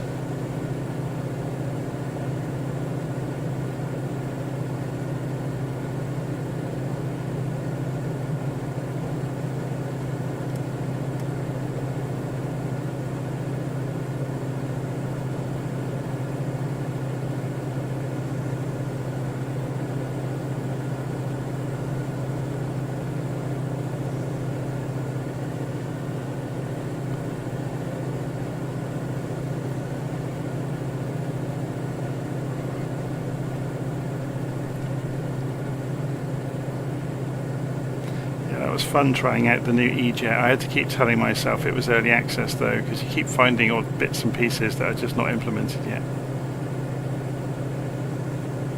It's nice to fly though, isn't it? Yeah, very easy to fly. Yeah, it's a nice sort of beginner's jet, isn't it, really? I think it gives you a bit of a taste for it. There's a lot done for you. That's a modern jet for you, though, I suppose. It all depends on what you want as well, doesn't it? Yeah. Yeah, there's a part of me that loves things like the Mad Dog, where you need 10 hands, 2 brains, and, there's a fair amount of stress all the time. That's wonderful. I mean, when you accomplish something there, then you should be proud, It's feels really good. I think that's why I like the complicated aeroplanes, because, there's just a lot to do. There's a workload involved.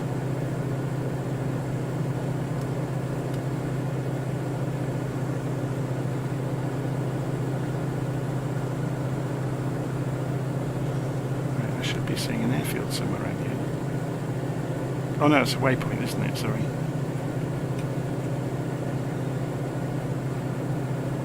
Yeah, but there's an airfield fairly shortly afterwards. Was there a particular reason to have the waypoint here? I think it was so that people didn't have to climb up too high. So we were sort of avoiding the hills.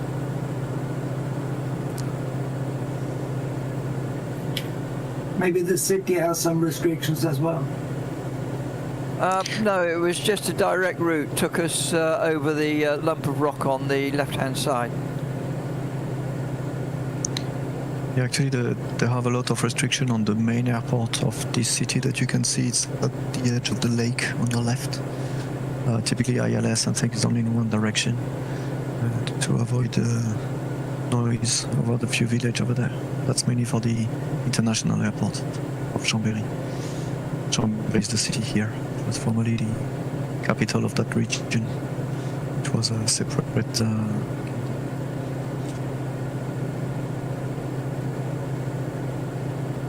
Which runway are we going for next? 32, right? Lovely.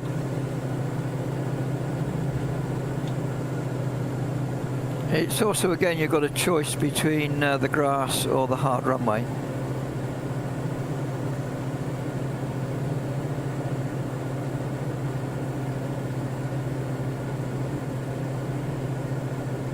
And after you have taken off from there, it's just 6 miles to the final airport.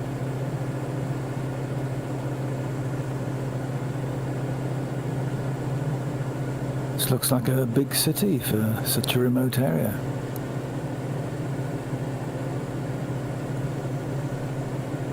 It's one of the main cities here. I mean, we are east of Lyon. Chambéry is the main, the regional center. Say. Incredibly beautiful surroundings here. It's really amazing. Yeah, the lake, which is just north of the city, is one of the most famous lake in France. But typically, if you go here in the summer, it's just a nightmare. Too many people just cannot go on the shore. It's which lake crazy. is it? Bourget Lake, Lac du Bourget. I think it's right What by does the that fine word airfield. mean?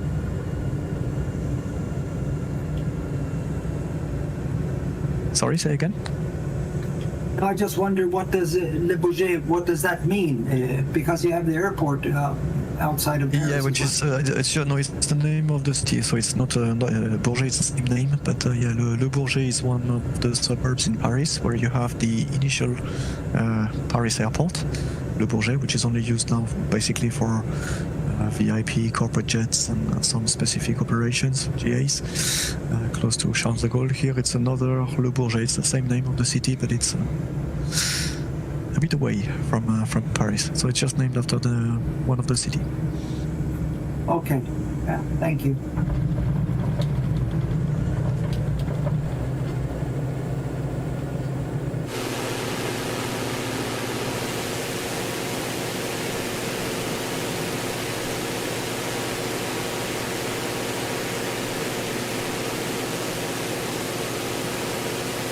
Gosh, some very impressive surroundings for this city. Yeah, it is. A beautiful approach from this airport as well. Very nice. Looking at LittleNavMap, we're all being so orderly. It's, well done, guys. I'll rule it very soon.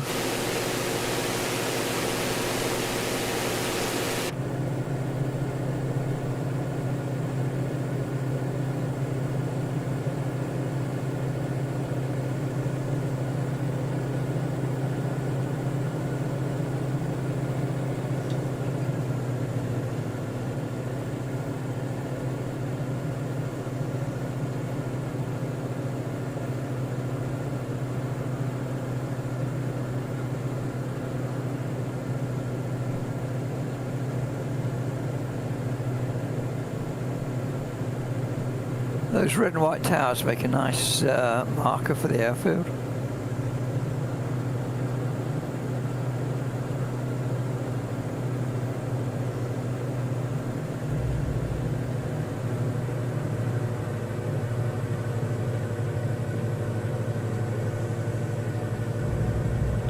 It's quite interesting to land in live weather and real time.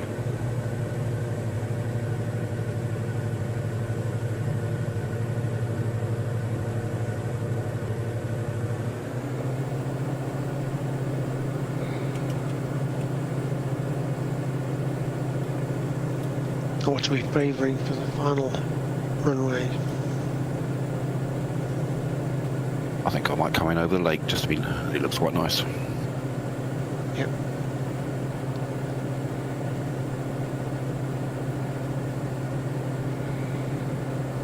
Runway 18. Can cheat and use the ILS.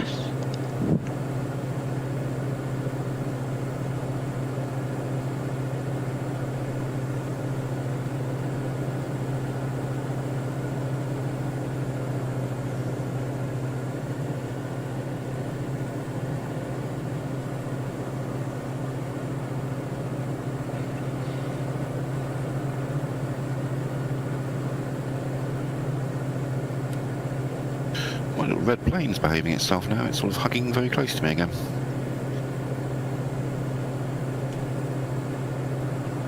It obviously missed you. Yeah.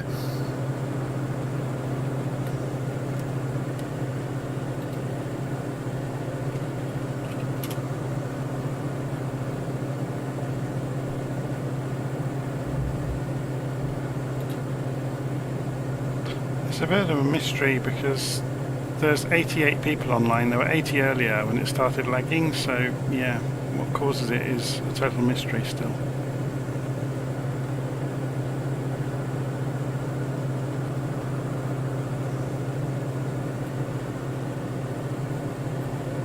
Is there no way, John, to find out the actual number? Yeah, so if you go to VirtualFlight.Online/who, it gives you a map with everybody that's flying.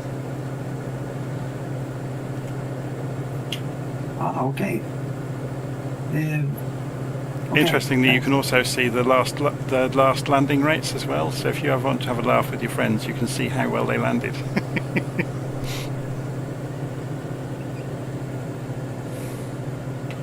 Big Brother is watching.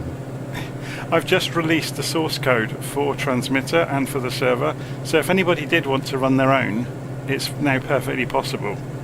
You know, very easily within, like, if you know what you're doing with it, within an hour you could have your own transmitter setup up and running. Which may be the way to go. Sorry? It's right. I was going to say that won't interfere with the transmitter run with virtual airline. No, it means people can run as many as they like. I've modified the program, the transmitter program that is available for free download, or the source code, so it's got the server URL as a setting in the interface. Yeah, so you can go and set your own server up and then run transmitter and fill in the address of the server.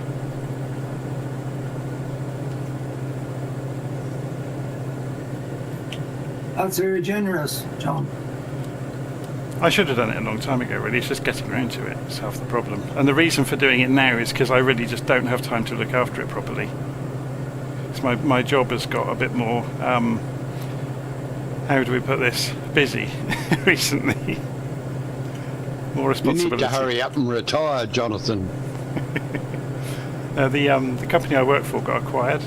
So we went from a small band of technical consultants to a department in a massive company. That seems to happen a lot in IT, doesn't it? It does. But it does mean there's all sorts of advantages, obviously, of being a bigger company with access to resources and all the rest of it. Bit of a learning curve as well.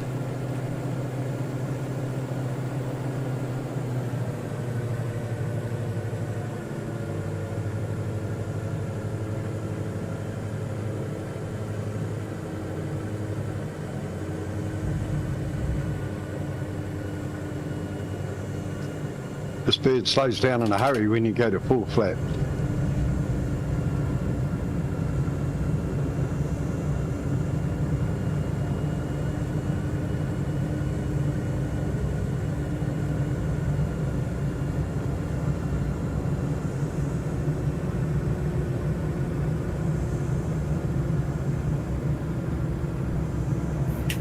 The scenery here is really, really good. Don't you guys agree?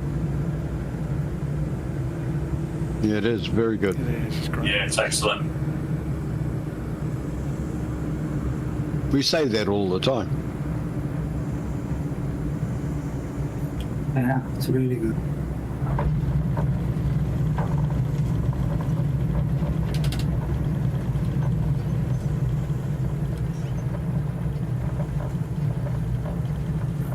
Have any of you guys watched the Into the Blue, the one, the pilot that puts out a lot of YouTube videos? Yes, yes. I watch him. He put out something how X-Plane should be. The last couple of two videos, really nice actually.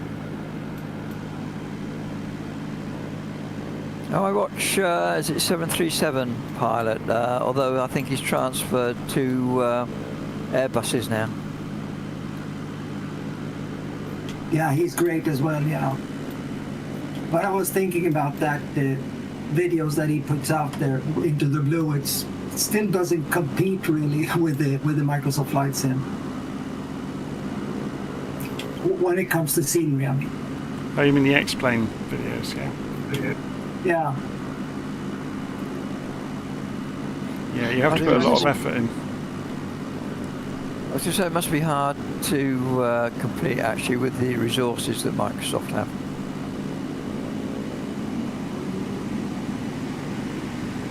Does this plane not have a turning nose wheel? 'Cause it's very... It casters. So if you didn't know, the default keyboard mappings for the differential brakes is the star and the minus key at the top corner of your keypad. I can use the brakes, but yeah, because it won't turn at all, just on the rudder, will it? No, you can get away with it by revving the engine up and using the rudder, but then you end up going barreling off down the taxiway at crazy speeds. You keep steering with the brakes. Nice to see this line of taxiing DA40s.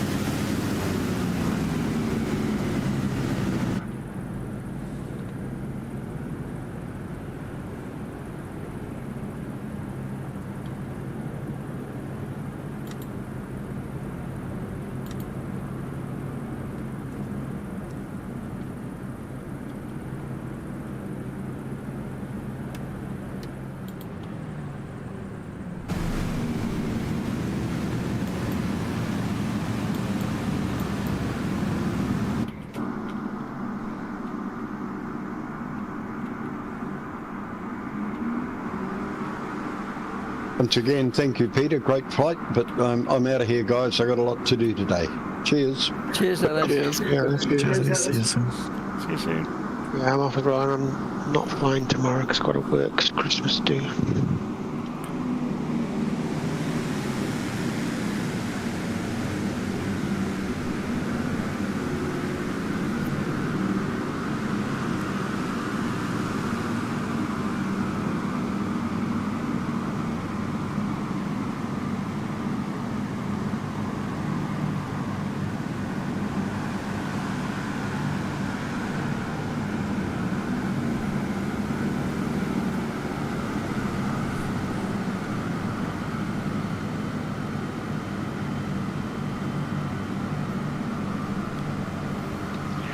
The fuel man stood in front of me, looked a bit agog at all these DA40s parked in front of him all of a sudden. Girl in the cafe just rang a supervisor. Really fun to see all the aircraft aligned. Really great.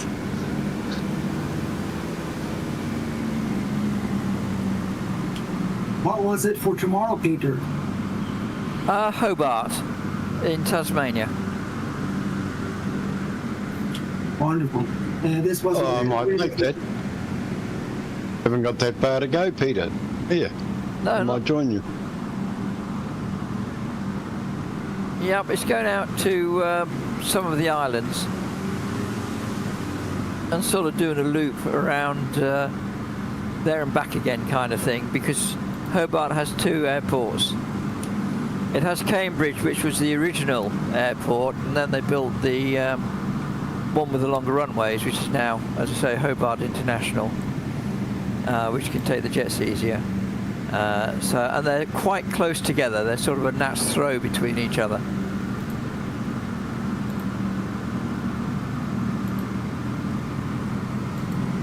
So basically, we'll take off from one and loop around and land at the other.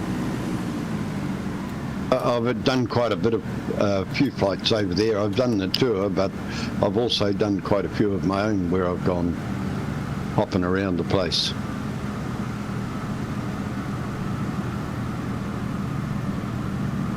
Well, the scenery has improved with updates.